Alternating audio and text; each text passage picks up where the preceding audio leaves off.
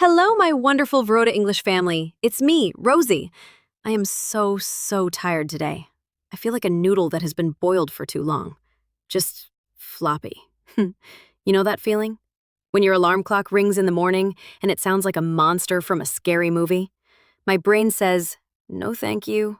5 more minutes, please. But my body has to get up. It's a dismal struggle. Last night, I decided I would be a super productive person. I made a list. Learn 100 new English words. Clean the whole house. Run for 1 hour. I was so excited. I felt like a superhero. But then, I sat on my bed, just for a minute. And that was the end. I woke up at 3 a.m. with my lights on and my notebook on my face. My big plans were gone.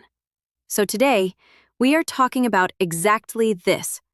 What do we do when we feel this deep tiredness? When we want to just give up? Well, we are not going to give up.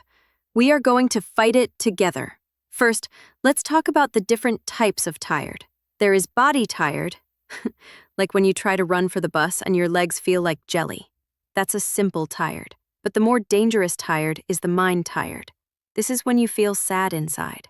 When you try to study English, but the words just swim on the page and you feel, I will never learn this. That is a despondent feeling. It's heavy, like carrying a big, invisible bag of potatoes on your back. I had that feeling last week. I was trying to understand English grammar.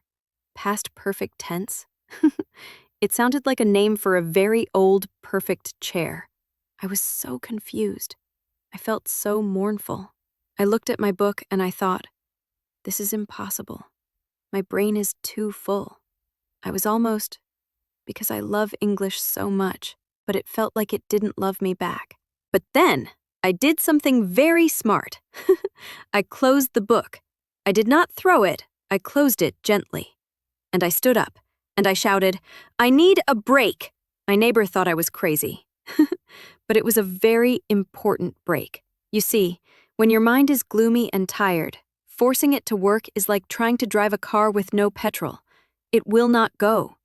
You need to fill the tank. So what did I do on my break? I did not look at my phone. No. Phones can make you more tired. All that blue light and bad news. I went to my kitchen, and I drank a big glass of cold water. And I spilled half of it on my shirt, of course. I am very good at spilling things.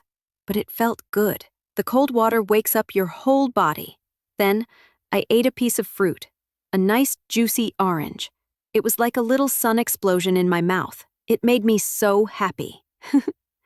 After my 5-minute break, I felt a little better. The wretched feeling was smaller. My brain said, okay, Rosy, we can try again. And you know what? I didn't go back to that horrible grammar book. Not yet. I changed my activity. I put on a fun, happy English song. I started to dance in my living room. Rah! I was dancing like a crazy person.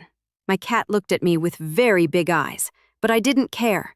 I was moving my body and I was listening to happy English words. And slowly, the dismal cloud over my head started to go away. This is a very important trick. When one thing makes you tired, do something different. If studying from a book makes you feel disconsolate, try listening to an English podcast. If listening makes you tired, try speaking. Talk to yourself in the mirror. I do it all the time. I say, hello, beautiful person. Your English is amazing today. It feels silly, but it works. It makes you laugh. And laughter is the best medicine for a tired heart. Oh, talking about tired hearts, let me tell you about my friend. She was learning English for a job interview. She studied for many hours every day, but one day she called me. She sounded so mournful. She said, Rosy, I am a failure.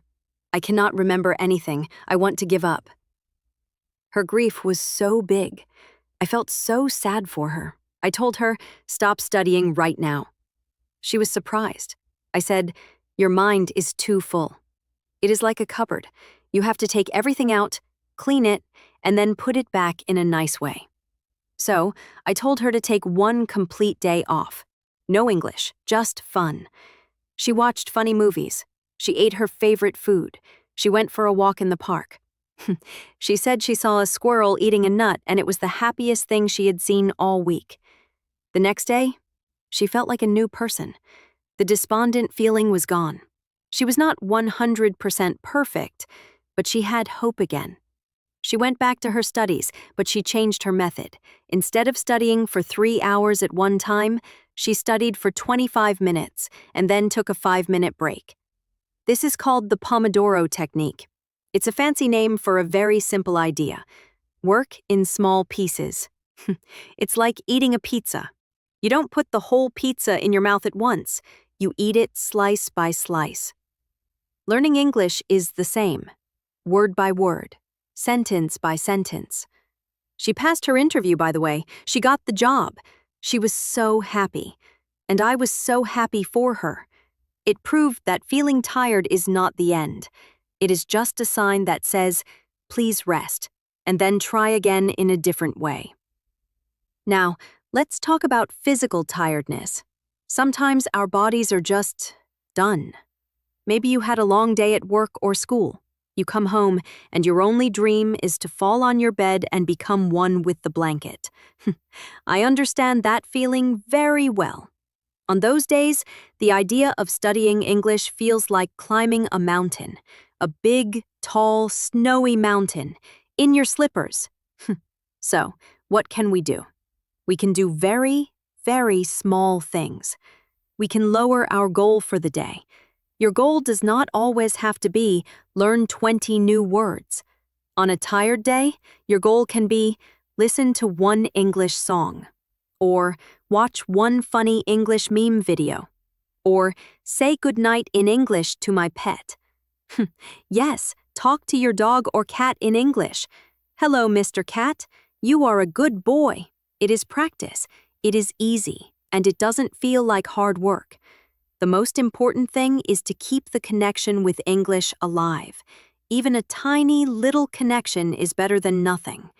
If you stop completely for one day, it becomes easier to stop for 2 days, then 3. Then you feel heartbroken because you have lost your habit, and starting again is very, very difficult. So even on your most gloomy and tired days, do one tiny little thing. It's like watering a small plant. You don't need a big bucket of water. Just a few drops are enough to keep it alive. Another big reason for tiredness is boredom. Doing the same thing again and again is boring. If you always use the same textbook, of course you will feel sleepy. Your brain says, "Oh, this again? I am going to sleep now."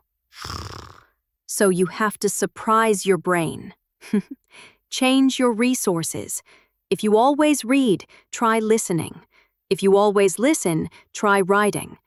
Try a new English learning app. Watch a cartoon in English. Cartoons have easy language and they are very funny.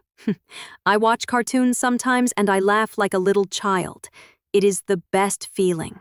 It makes learning feel like playing. And never forget the power of a good night's sleep. I know. I am the one who fell asleep with a notebook on my face. I am not perfect, but I try to be better. Sleep is not a waste of time. It is like charging your phone. If you don't charge your phone, it will die. If you don't charge your body and brain with sleep, you will feel wretched all the time. So make a small promise to yourself. Try to sleep at the same time every night. Keep your phone away from your bed. Read a few pages from a simple, easy English storybook before sleep. Not a scary book, a happy book. Let the last thoughts in your mind be happy. English thoughts. My dear Varada English family, remember this. Everyone feels tired. Every single person. The successful people are not the ones who never feel tired. Rar. They are the ones who feel tired, but they say, "Okay, I see you, tiredness. You are here, but you are not the boss of me. I am the boss." अब समझ नहीं आता कहाँ जाना है। एक तरफ खामोश जिंदगी है और दूसरी तरफ मतलबी जमाना है।